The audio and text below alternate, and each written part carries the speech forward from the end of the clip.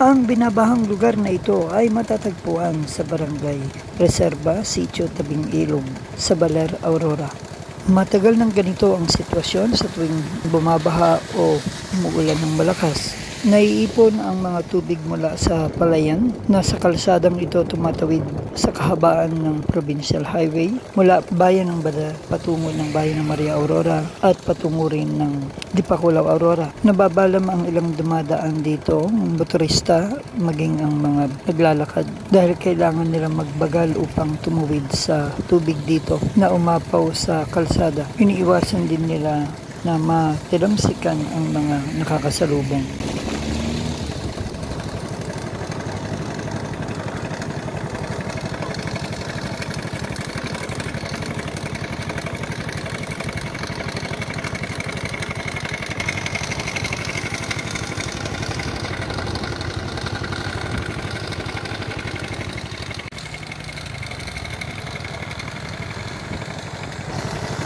Para sa NSK News ng NSK TV Channel, Narciso Co reporting.